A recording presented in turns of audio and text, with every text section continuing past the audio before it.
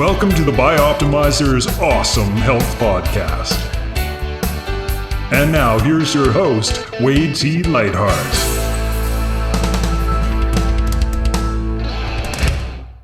Want awesome health? How about doubling your energy?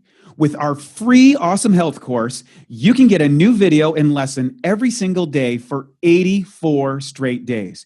The course covers everything from optimizing your digestion, nutrient intake, correct health issues, including weight, skin, energy, immune system, and so much more. The course could easily be worth $200 or $300 for, and yet it's 100% free when you go to bioptimizer.com. That's bioptimizers.com.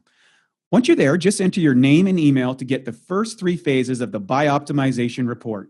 You'll get the report immediately and begin getting your video lessons each and every day from there on in. Good morning, good afternoon, and good evening. It's Wade T. Lightheart from Bioptimizers with another edition of the Awesome Health Podcast. And boy, we've got a great one for you today. We're going to talk about the menopause gut.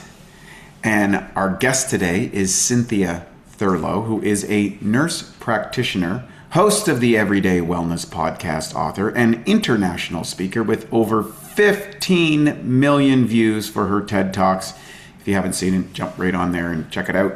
With over 25 years of experience in health and wellness, Cynthia is a globally recognized expert in perimenopause, menopause, and intermittent fasting, and has been featured on many different TV shows, and she took time out of her busy schedule to join us from Virginia today.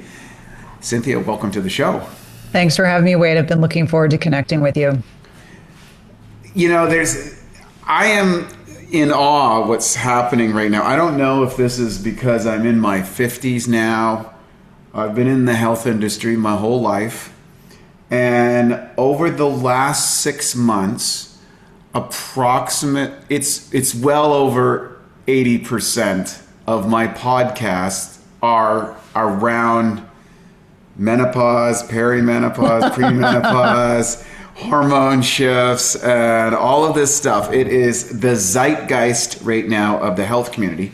If you look back a few years ago, we had this whole movement around men's health and TRT and all of the variances that go down that element. But now the pendulum has swung and the women are speaking up. And what's interesting about, I think, you know, as a former coach, I found interesting back when Matt and I were my co-founder of the company, when we were coaches way back in the day before we started Bioptimizers, we found something really interesting. And that was that women just tend to make the better clients. They just tended to do what you told them, and they would follow the instructions, and they would ask questions. Dudes would kind of like, yep, and go their own way. There was the odd one, but it's generally. And what's interesting about this topic, it seems to have exploded in everywhere. I just hear it everywhere I go. I see it in store shops. I hear it on podcasts. I see it in social media videos. It's conversations everywhere. What got you to this position? Maybe you'll give your background story of how you became one of the most influential people in this conversation right now in the world, in one of the most pertinent topics in the world. Thank you. I think that Gen X is changing the narrative for how women are going to age. And we want to make things clearer and more evidence-based. If I take us back 10 years, so in 2016, I left traditional allopathic medicine. To back up further, I spent 4 years in emergency medicine. I was a trauma nurse, ER nurse in inner city Baltimore, went through nurse practitioner school, and then spent 16 years in clinical cardiology and left because I was frustrated that there was no focus on lifestyle as medicine. And I was way ahead of the curve in terms of, you know, wanting to focus kind of myopically, not just on women in middle age, but also really being conscientious about the role of lifestyle.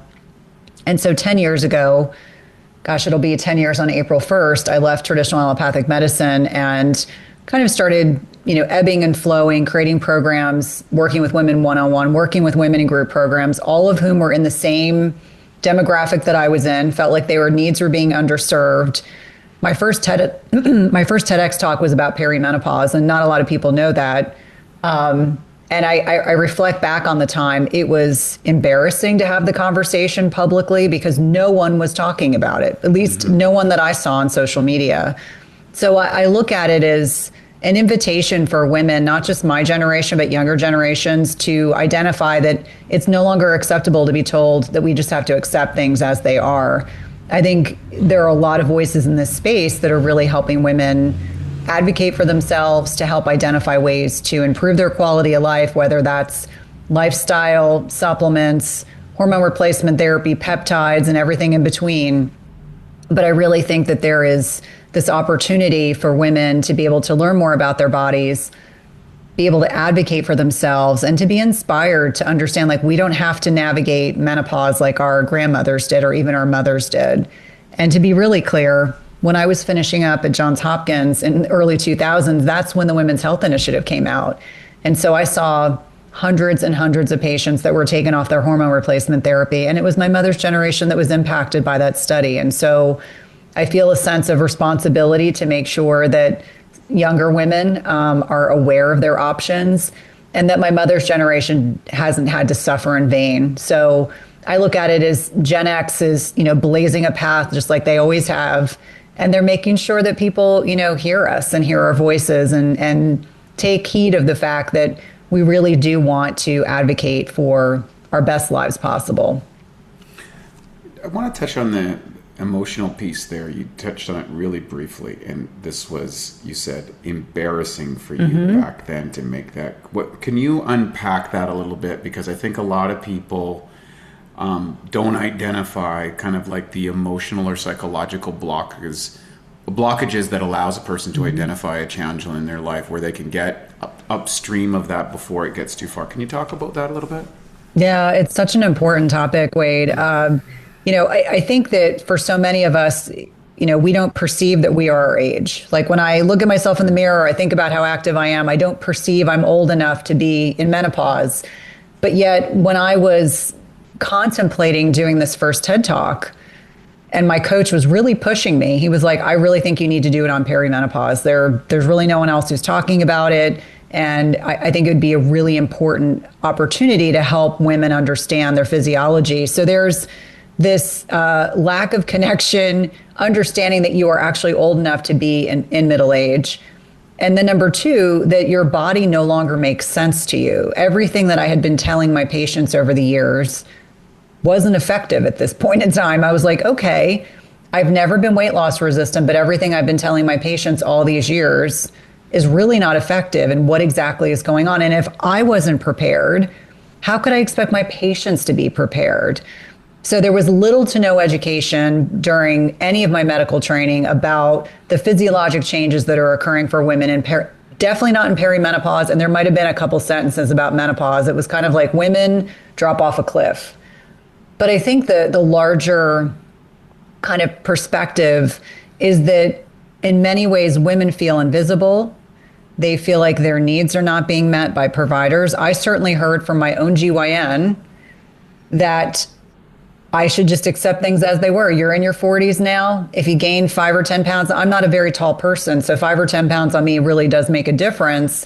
She said, you're in your 40s now. This is just the way things are. And I've heard that over and over and over again from other patients coming to me out of frustration.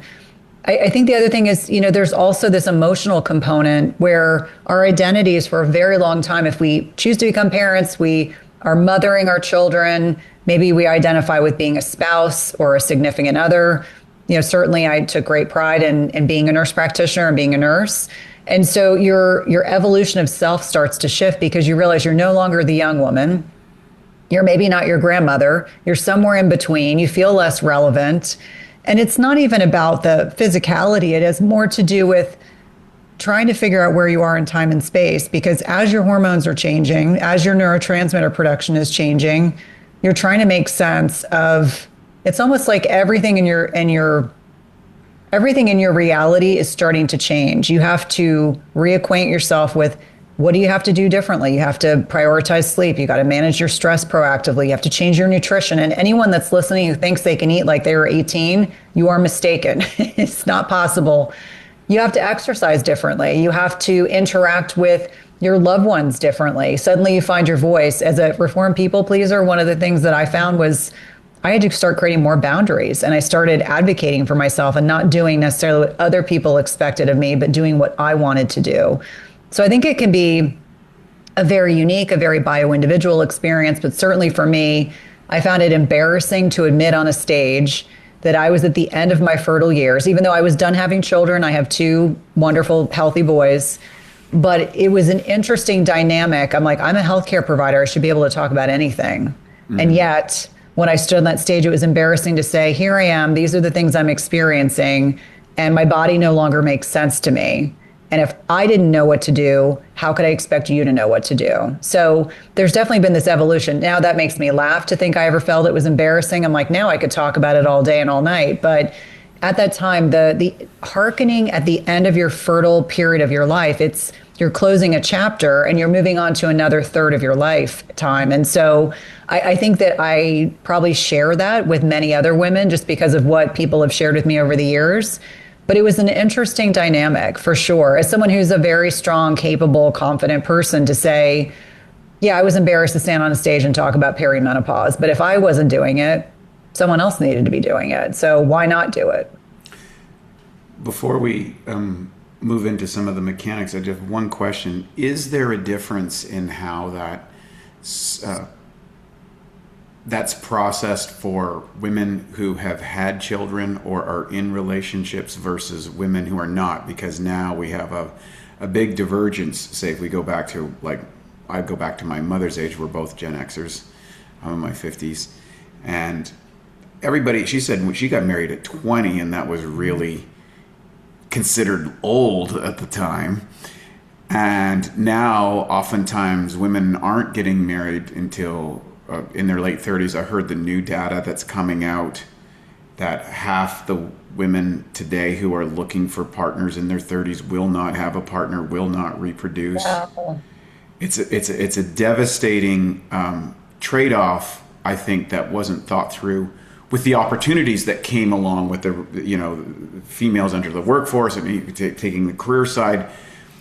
I'm all for it. Great. Awesome. I think it increases the productivity in IQ quotient or just elements, but we didn't think through the trade-offs of what that would entail. And then, of course, when you're losing your reproductive years, it's one thing if you've had kids or been through a relationship. It's a totally another if you haven't. Do you see a variance on those two people in your experience?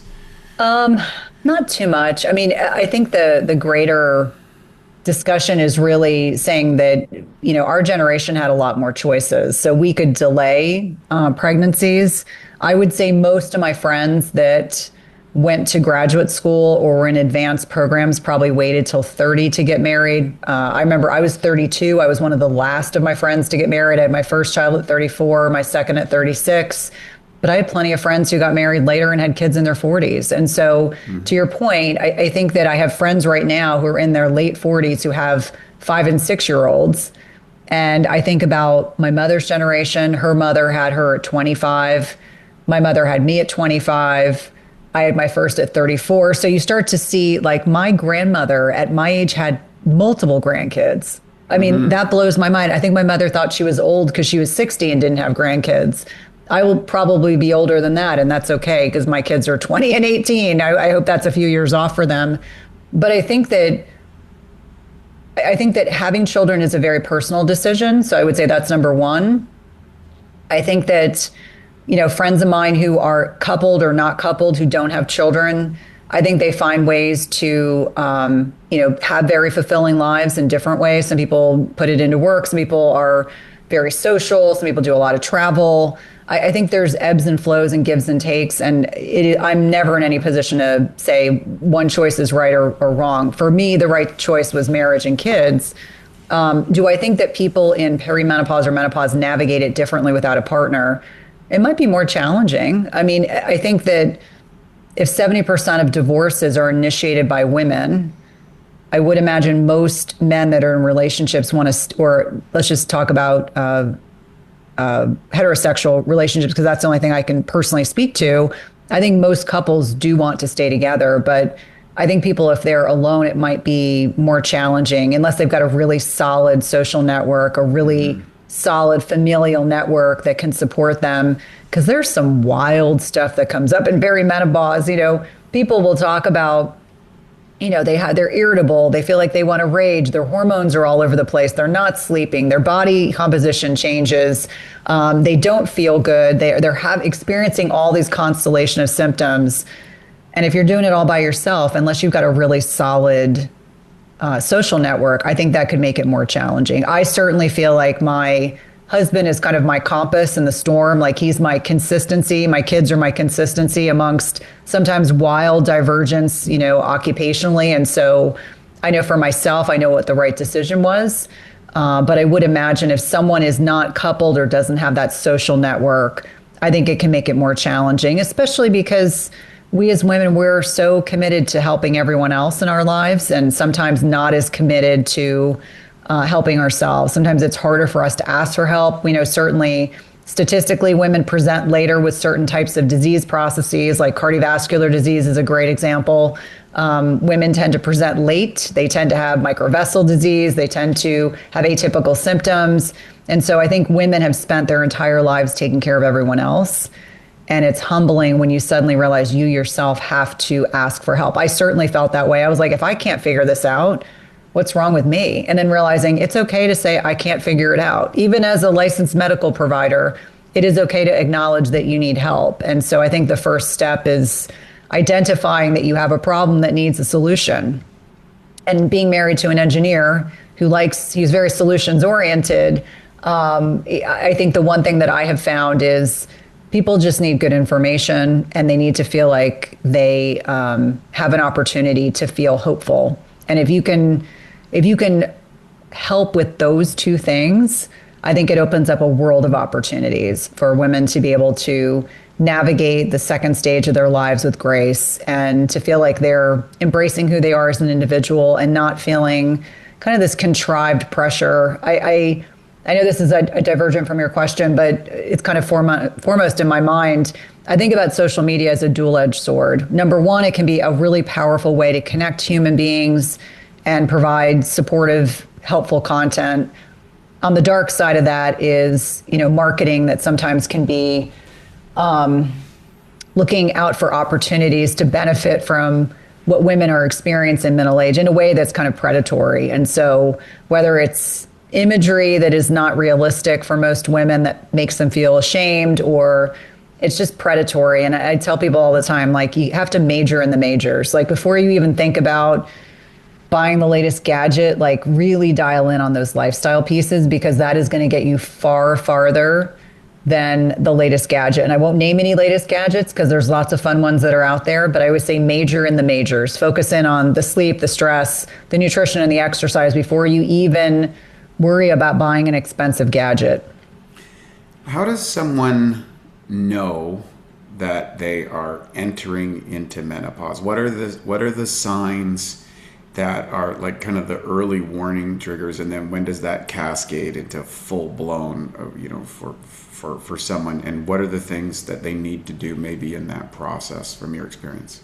Yeah, I would say, and first of all, let's define menopause. It's 12 months without a menstrual cycle, but there are people who take, as an example, long-acting contraceptives, like some of the IUDs and other options that are out there that may go 12 months without a cycle, but that does not mean they're in menopause. It's usually 12 months without a menstrual cycle, but preceding that is anywhere from 5 to 7 years of perimenopause. And perimenopause can start in your mid to late 30s. And I think a lot of women are surprised to hear that. It can start with anxiety and depression around your menstrual cycle. It could be sleep disruption around your menstrual cycle. And that is because kind of the hearkening beginning of perimenopause is a reduction in progesterone.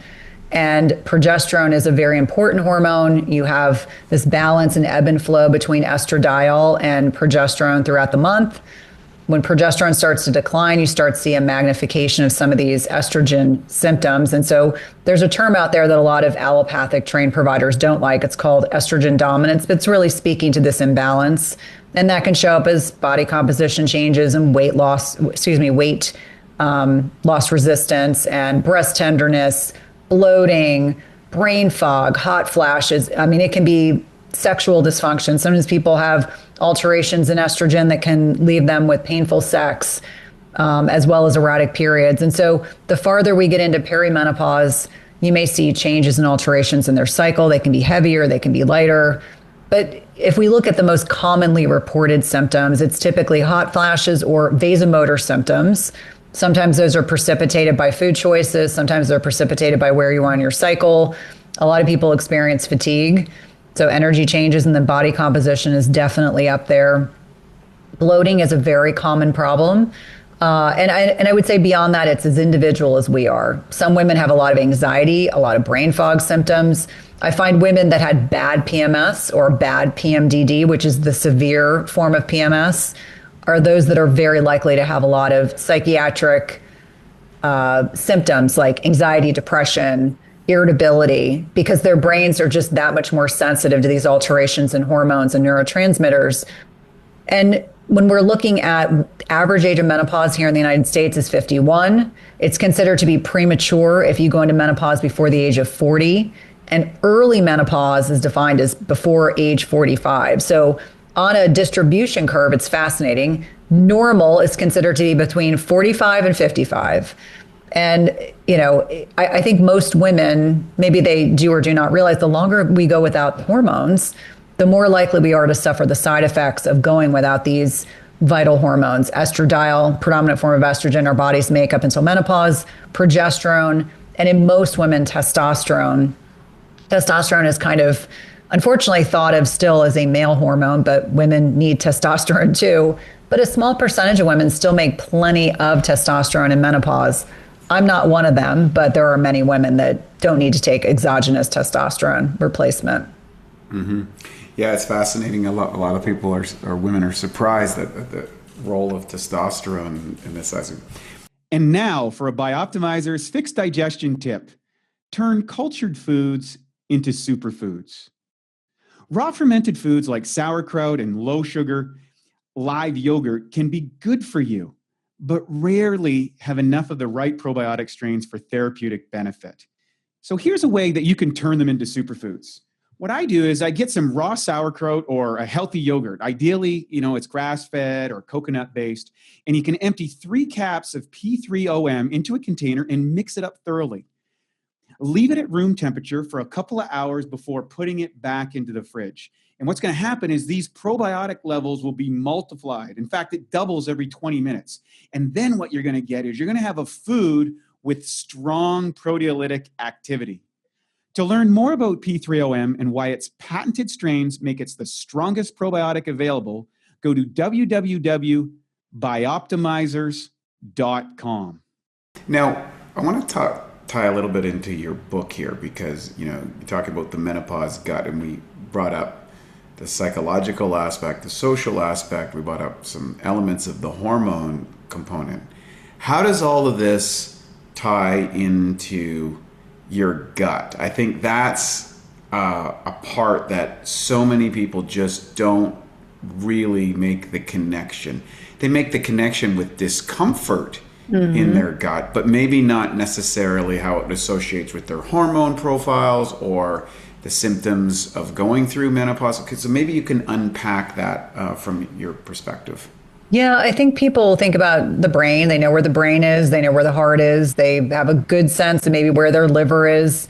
Obviously bones, muscle, but the gut microbiome seems very intangible. And to give you a sense of where it's located, it's in the large intestine or the colon. It's 40 trillion microbes, so a combination of protozoa, viruses, fungi, bacteria, and there are more of them than us. More than our human cells is this microbiome. And so it's amazing how dynamically it shifts based on what we eat, what our stress levels are like, where we are in our menstrual cycle, where we are in life stage. And what I find absolutely fascinating is when I really dug into the research, because I have the opportunity on my own podcast to interview all these experts. And I kept saying there's all these themes that no one's talking about as it pertains to perimenopause and menopause. And I really think that this is relevant because every hormone in the body, every signaling molecule, every neurotransmitter never has just one role. They have multiple roles. And not surprisingly, the gut microbiome intersects with every single organ system in the body, the lungs, the skin, the vagina, our mouths. I mean, every single organ system crosstalks, our ovaries. I find it fascinating that there are all these, the brain, there's a gut brain axis, there's a gut ovarian axis. And I would argue that one of the key longevity organs in the body is the gut microbiome. So let's talk about what changes. So we know the most about estradiol and its role in what is going on in the gut microbiome as it's aging. Because again, I mentioned earlier, our ovaries are the main pacemaker of aging for women. It's the most mitochondrial dense organ in the body. So it's not surprising that that is what sets the pacemaker of aging. But there is this crosstalk between the gut microbiome. And one of the first things that happens is with aging, we get shifts in microbial diversity, meaning, the lactobacilli and bifidobacter bacterium that are the mainstay. There's keystone bacteria like Akkermansia and a bunch of others. They start to shift as these hormonal changes are occurring. And notice I'm not saying sex hormones. I'm talking about estrogen predominantly, but it's not just a sex hormone. So as estradiol is declining, we get a rise in inflammatory bacteria, the ones that are more dysbiotic, which means I always say it's like having weeds in the garden. If you plant fruits and vegetables, what grows up in between are these dysbiotic organisms. They're non-beneficial. They really have no role, but they can be very inflammatory. And if we think about in the small intestine, there's one cell layer thick. So if we are taking antibiotics, even the ones that are appropriately prescribed, if we're eating a lot of standard American diet products that are hyper processed and not real nutrient dense foods, if we're experiencing a ton of stress, let me just back up and say that stress is, we use this term hormetic stress, beneficial stress. Chronic stress is not hormetic stress. Chronic stress is the stuff that catabolizes muscle, so it breaks down muscle. It lowers our immune system. It can lead to leaky gut. I think many people are familiarized with that term. Right on the other side of that one cell layer of the small intestine is the immune system. So if you can imagine you breach this protective barrier, you provoke an immune response, you leak food particles into your bloodstream, all of a sudden, otherwise healthy foods suddenly become inflammatory. And so we go from having a fairly well-balanced microbiome to less beneficial bacteria, more inflammation, more dysbiotic organisms, more leaky gut.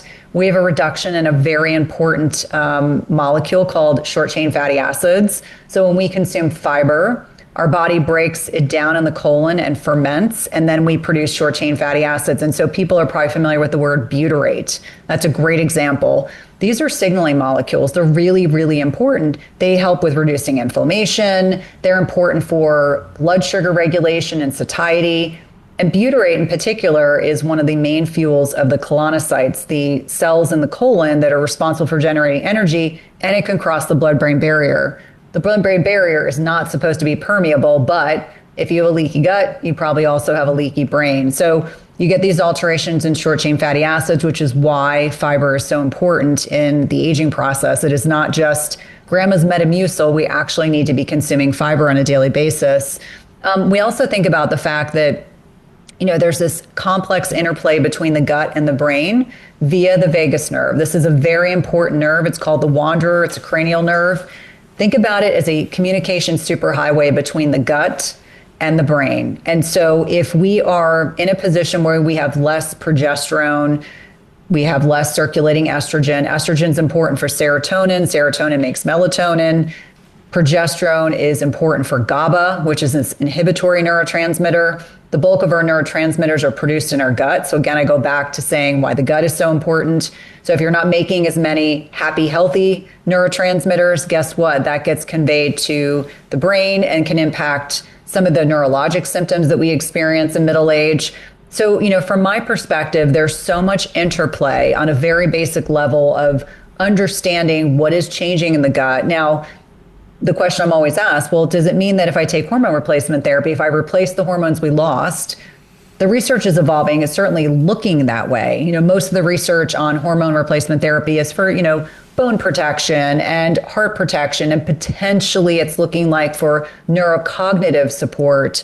But the microbiome, from my perspective, is really I use the term, it's like the quarterback of the football team. I think the more that we understand about this interplay, the health of our bones is dependent on the health of the gut microbiome. The health of the ovaries is really dependent on the gut microbiome. The health of our brain, the gut-brain axis, is really dependent on the health of the gut microbiome.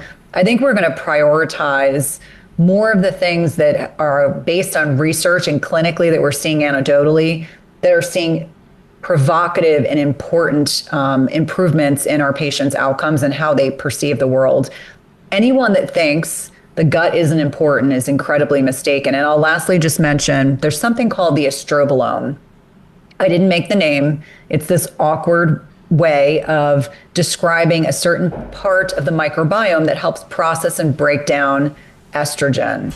And yes, you can be low in endogenous estrogen and still be exposed to estrogen mimicking chemicals in your personal care products, food, and environment. So it's really important that our bodies can effectively break down estrogen, package it up, literally, and poop it out. Because there's, multiple phases of detoxification in the body, two phases in the liver, one in the gut. And the way that we effectively remove estrogen and process it out of the body is to have a bowel movement or poop.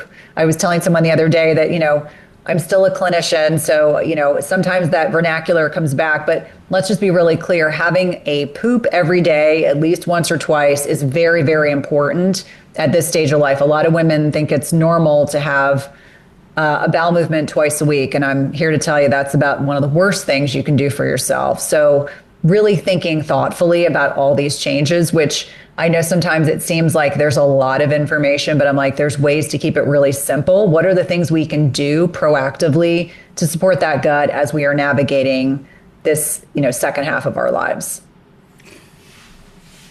That was a lot. I want to kind of key in on a couple of areas.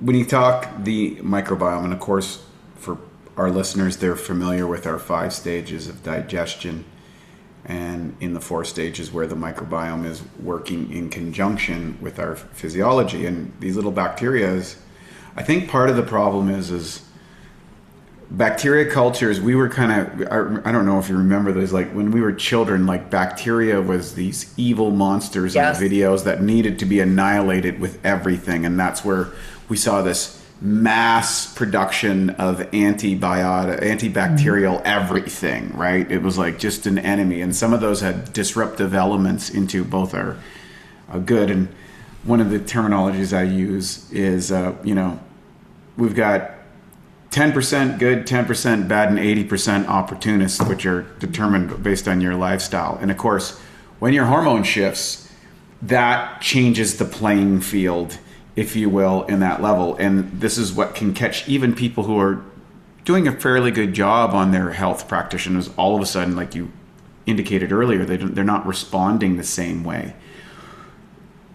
Based on all that, what are the remedies that you are seeing that people need to get ahead of the curve of?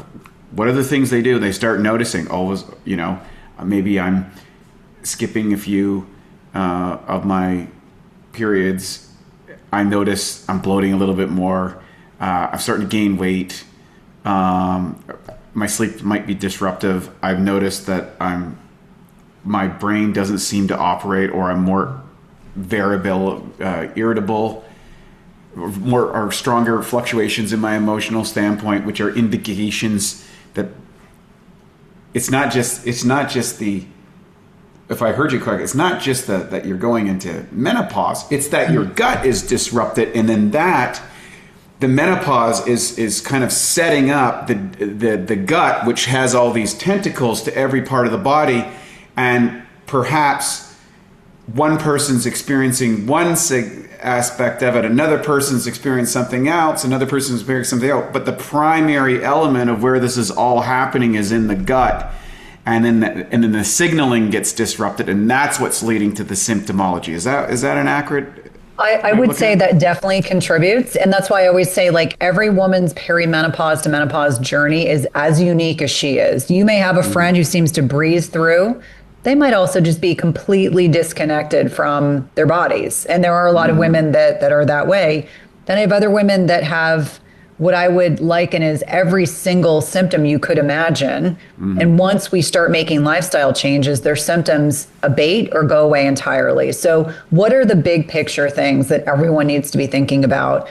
Number one is a foundational element. You have to work on your sleep. Now, it doesn't necessarily mean that we start with hormone replacement therapy, but we do start with sleep hygiene. We do start with not eating 3 hours before bed. We do recommend that you sleep in a cold, dark room. We may recommend that you abstain from alcohol for a period of time, because we know that not only does that dysregulate the quality of your sleep, it also dysregulates your blood sugar. And we know that as we are navigating perimenopause, as we are losing muscle mass, becoming more sarcopenic, we are losing insulin sensitivity. And I know your listeners are really smart, and they know that muscle is a glucose reservoir. So this is why it becomes very important to strength train. So sleep is foundational, and that may involve some supplements along with lifestyle changes. Almost always at some point, we're going to talk about oral progesterone as a starting point. We know that progesterone can be very important, bioidentical progesterone. I want to be really clear.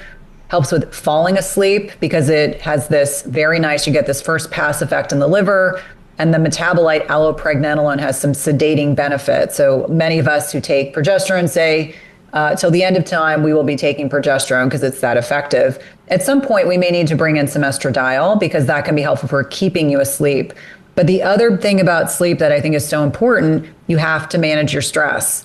Because when women tell me I wake up, I'm either shaking or I'm sweating at 3 o'clock in the morning, it's because they are suppressing all of the stress that they're experiencing, whether they're stressing their bodies through not enough carbohydrates or not the right macros, or they're drinking alcohol before bed. They wake up at 3 o'clock in the morning and they feel crummy.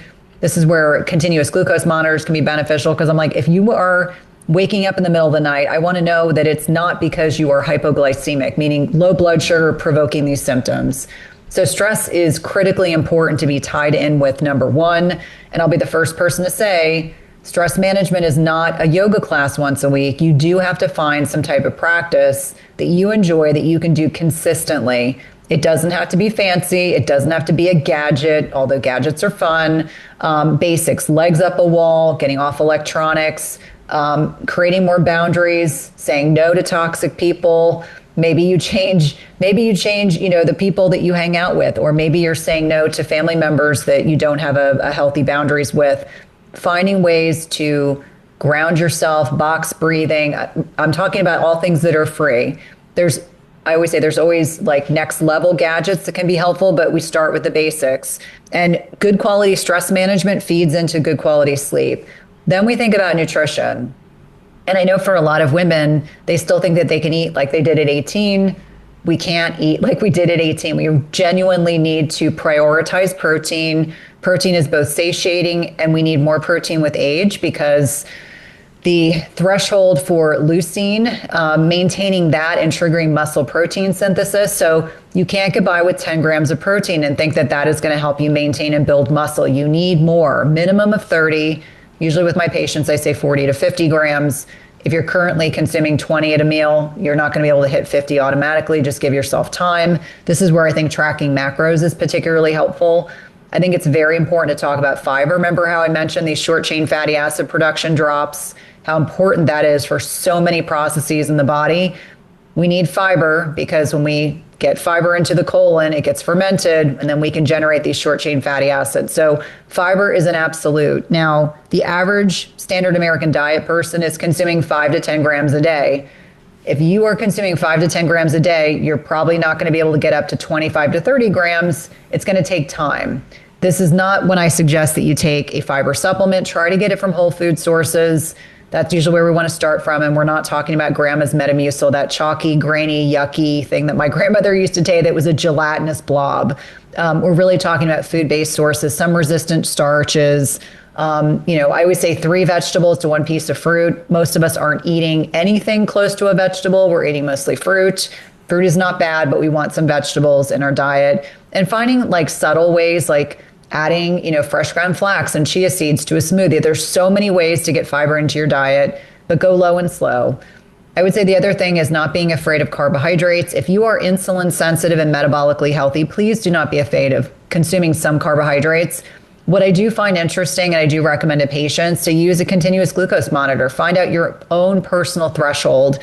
I tell everyone I love plantains. They do not love me. Doesn't matter how I prepare them, what I eat them with, they spike my blood sugar. So I just avoid them. But I would not have known that if I had not tested with a CGM or a glucometer. So getting a CGM on, even if it's for a short span of time, a couple weeks, a few months, is very insightful to determine how much carbohydrate can you consume with your protein that you're not going to see this enormous rise in your blood glucose response. And then I would just say fats. Fats were bastardized for years. I think we're seeing this with the carbohydrate piece right now. I have patients who do really well with animal-based fats. I have others that do better with plant-based fats. Rinse and repeat. If you do better with a ribeye than a filet, or a piece of salmon versus a piece of cod, or if you do better with duck versus chicken breast, that's okay. Just figure out what makes your body feel good. I personally do better with plant-based fats. And so, olives, extra virgin olive oil, things like that, I do much better with. And I think that's a good starting point, but I would say protein centric, some fiber, be conscientious about, are you insulin sensitive or not? If you are weight loss resistant, you probably have some degree of insulin or leptin resistance. So, asking your medical provider for lab work, ask for a fasting insulin. Don't be afraid to ask for it. It's very inexpensive. Numbers should be between 2 to 5 milligrams per deciliter. What I find is a lot of times women will come to me and they'll say, oh, I've been weight loss resistant, and we start doing labs and I find out they have an insulin level of 20. And I'm like, well, if your fasting insulin is up, it's going to make it really hard to tap into fat stores and lose weight. And then the other piece, which I know is your area of expertise, we talk about exercise. And I'm still of the generation where a lot of women were told thin is in, skinny is where we want to be focused. So they do a lot of cardiovascular exercise. As we get older, we have to be smarter. I always say, don't work out harder, work out smarter. Strength training plus some zone 2 training, I think, is important. Tracking your steps just to have awareness. Are you physically active throughout the day, or sitting on your butt? Like, do you go to CrossFit and then you sit on your butt for 9 hours? That's actually not a good thing. I would rather that you strength train and making sure you're getting up every hour. Even if you walk up and down the stairs once an hour, that is going to be far more beneficial. And then, some degree of high intensity interval training, which is not my personal favorite, but I do it because it's important. It's, important for mitochondrial efficiency. I would probably argue doing a VO2 max test is probably a good baseline. I just interviewed an exercise physiologist who said he likes to do them once a year on his patients. And so, maybe you're not doing them every year, but get a sense of where you are, because you want to be above this frailty index, which is the concern. And then beyond those macros, these are the majors that we want everyone to be concerned about. There's other things, did you have underlying trauma as a child? Because that can influence how fast your ovaries age. What's your gut health look like? Doing stool and diagnostic testing. Do you have healthy relationships? Do you have loved ones? We know that loneliness is equivalent to smoking. And I'll be the first person to say that I think it's really important for us to be honest about our connection to others. It doesn't necessarily have to be a romantic partner, but having a stable support system.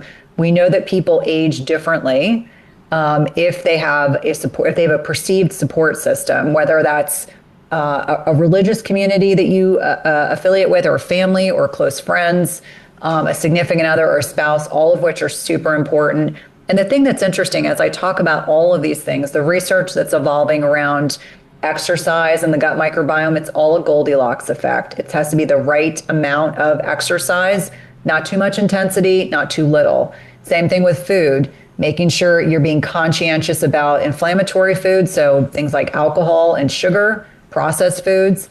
It doesn't mean maybe you never do them. It's just acknowledging what happens when you do consume them. Like, we know alcohol is a toxicant and, precipitates leaky gut. And then thinking about that sleep and stress piece, just remember, when cortisol is up, it's going to break down muscle. It's going to lower immunity. It's going to degrade that very delicate lining of the small intestine and can contribute to leaky gut. And one thing I haven't mentioned is that women in particular are just at higher risk for autoimmune conditions. So just being conscientious about the fact that, all these changes have a widespread and kind of diffuse effect. It's a very thorough list. I love it. So let's talk the individual. They've recognized and got over the social anxiety of, I'm entering into menopause. Things are changing. Okay, I'm going to the gym. I'm doing my cardio. I'm doing my weights and I'm doing my cardio. I'm tracking my numbers. I'm doing my blood sugar. I got my dietary strategy on. I'm engineering my environment to the best of my ability, and I'm addressing the subconscious and external social psychological connections for that. What's possible? What's the upside of that? What does that look like on the flip side if you are addressing those things? And what's your opinion on having a quarterback or a coach in regards to that journey? Because sometimes we live in, they call it the information age, but I call it the attention phase. Really, it's like, what do I pay attention to and what do I not pay attention to? And with conflicting information, it can chip away at one's confidence in what they're doing is working, or that they can sustain what they're doing over a long enough period that they start to see the benefits unfold. How do you address that with the individual that's coming out there? What do they do on assembling their team, I guess, to support them in that process? I think health coaching has an incredible role because they have the opportunity, in direction with a licensed medical professional to be able to spend enough time with that individual to maybe they need more nutrition support. Maybe they need to understand the sleep pace. Maybe they really need to understand the interplay between exercise and health. I think health coaches are absolutely essential, especially as we are kind of navigating changes in the way that insurance participates with providers. Providers are typically having to see more and more patients. They're getting paid less and less. It becomes this vicious cycle because most providers don't want to see more patients. They want to see less patients and be able to give more to the patients they do see. So that's number one. I think another aspect that I didn't touch on that I think is relevant is, when do we talk about hormone replacement therapy? And so I'm a fan of initiating it before women go into menopause. The research certainly suggests you're going to garner more benefits. There's this timing hypothesis. So if anyone's over the age of 10 years out of menopause, does that mean you can't take hormones? No, but there's a larger conversation about risk stratification to determine what's appropriate. Anyone can start vaginal estrogen at any time. It's typically estrogen that we worry the most about in terms of timing, like wanting to get it started earlier, because the longer those estrogen receptors go without stimulation, you start to think about, what else can happen. And estrogen is important, not just for estrogen's sake, but it's important in nitric oxide signaling. And nitric oxide is a potent signaling molecule in the body, but it's what helps dilate blood vessels. And so the longer you're going without that benefit, the question is, are you developing inflammation, oxidative stress that's leading to plaquing the arteries? The other piece is peptides have become very popular. And I would be remiss if I were to not say that I think for certain women, and we know based on research, women that are taking hormone replacement therapy that also concurrently are obese or overweight and need additional support, taking a GLP-1 can really help potentiate the effects. So I never want anyone to feel ashamed or shamed if they're utilizing peptides. And I would say those are the ones that I think most of us have heard of: tirzepatide, Ozempic, semaglutide. I think they're really powerful. And I think for a lot of people that have a lot of food noise, especially the second generation drugs like tirzepatide, can be really, really enticing because it shuts down that food noise piece. And I was reading an article the other day that people that have alcohol use disorder or have a propensity for drinking too much, they're finding tirzepatide as being helpful for quieting that food noise. And so I think there's interesting and evolving research, because one of the things that happens there's something called the protein leverage hypothesis. A lot of women aren't eating enough protein, and they wonder why at 9 o'clock at night they're staring in their pantry saying, why am I standing in my pantry and I'm not really hungry, but I feel like eating? If you're not eating enough protein throughout your day, and with these hormonal changes, lowered estrogen levels, higher follicular stimulating hormone, which is a signaling molecule from the pituitary gland of the ovaries, your body's going to be looking for it to make up for the calories you didn't consume. And it's going to have you consuming that food very likely from processed fat and carbohydrates. So your body's looking for a solution. It needs more food. And that is a common kind of interplay that I see. But to answer your original question, I think health coaching is very, very important. It can be instrumental in making a big difference for the level of support that a lot of female patients really need. Yeah, the protein conversation, I look at almost all of the biohacking or biological optimization, as we like to call it, technology kind of emerged out of the bodybuilding market, which essentially bodybuilding is offsetting two genetic tendencies, and that is to build excess muscle and to lower body fat levels to suboptimal levels. That's really what the sport is. And so a lot of this technology originated, the high protein diets, the instrumentation of fiber, the stabilization of blood sugar, the use of exogenous hormone or tracking things and so I find it so funny because I cut my teeth in that as a young man, and I saw the evolution of that sport, and I thought, wow, look at all these plate heads, that muscle freaks that everybody thought were idiots, and now that all the leading doctors and stuff are talking about stuff that we were chatting about 30, 40 years ago. What is really remarkable that it's spilled over into the female market, and I think they've embraced the concepts even better and more consistently than a lot of men, circling back to the start of our conversation. I want to close up before we go with your book, The Menopause Gut. There's a lot of things in there that you didn't have the opportunity to touch on that can help facilitate. So maybe you could share with our listeners today a little bit about your book, who's it for, why they need to get it right away, and what they're going to find out that wasn't covered maybe in our podcast. Thank you. The Menopause Gut is really a love letter to women and their loved ones. So I always say it's written for clinicians, it's written for the lay public, it's written for the men and women that love women that are going through perimenopause and menopause to better understand their bodies. And no one is talking about some of these connections that I'm making. So it's a nice adjunct to other literature that's out there, but it's a very unique lens. And it walks you through some physiology in a way that's very accessible. And then it talks about the things you can do very proactively. The gut microbiome is incredibly malleable, meaning that we can see changes in days to weeks with lifestyle, nutritional changes, a little bit of HRT, some supplements, diagnostic testing. I talk about all of it in the book. It's very actionable. I also have some recipes in there, like recipes you'll actually make, recipes by the dynamic Beth Lipton, who's just an incredible chef and really saw my vision of adding things like fermented foods and talking about fiber density and very protein centric. And so I'm really, really proud of the book. It's probably the thing I'm most proud of professionally that I've ever done, because I really do think it's a book that women will want in their library. They'll want to read it. They'll want to gift it to a friend. And you definitely want to copy because there's a lot of good information. Like, I know we're really pro now to listening to books that are audiobooks. This is a book you're going to want to physically buy so that you can take notes in it. Now, where do people get a hold of this book? Where do they find and track what you're doing and your whole mission?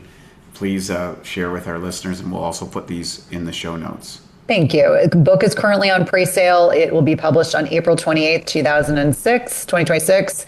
I always say, if you have a brick and mortar business locally, you want to try to give them your business. I know during the pandemic, a lot of these local businesses really took a massive hit. But of course, Amazon, Barnes & Noble, Books A Million, Target, all of the online retailers carry it as well. But you can learn more about my work. I've actually had Wade on as a podcast guest at www.cynthiathurlow.com. You get access to my podcast, Everyday Wellness, all my social media channels, and I'd love to connect with you there. Cynthia, this has been an awesome conversation. I know we could probably go on for hours. hopefully I'll get you back on the show, maybe post-launch of the book, and capture what's in the zeitgeist then as things change and transform through life. I want to wish you the best on your journey with this.